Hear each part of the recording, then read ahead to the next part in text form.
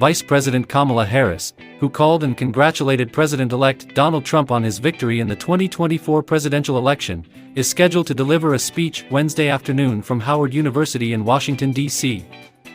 The Democratic presidential contender will deliver the speech at 4 p.m. Eastern Time.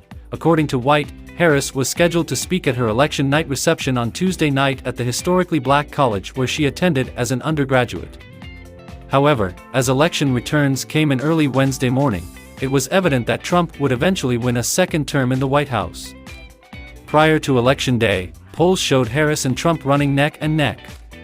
But former President Donald Trump won decisively, sweeping all 7 battleground states: Arizona, Georgia, Michigan, Nevada, North Carolina, Pennsylvania, and Wisconsin, that had been considered a toss-up for weeks.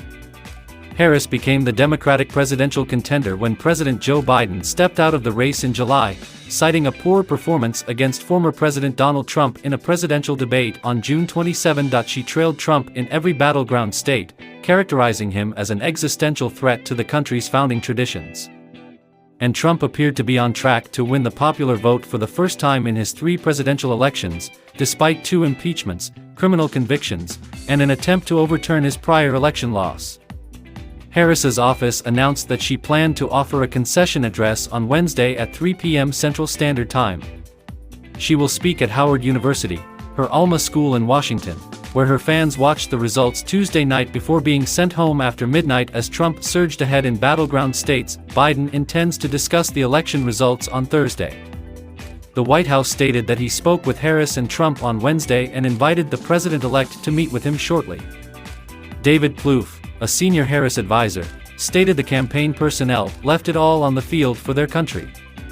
Wednesday, 3 p.m. CST. It was a surprising turn of events for Harris. 4 years ago, her own presidential candidacy failed, exposing the political limitations of someone once labeled the female Barack Obama. Despite Biden's choice of Harris as his running mate, she struggled in her new role as the first woman, black person, or person of South Asian origin to serve as vice president. Some Democrats began dismissing her as they considered the party's future beyond Biden. But Harris found new purpose after the U.S. Supreme Court overturned Roe v. Wade in 2022, and she became the White House's foremost proponent of abortion rights.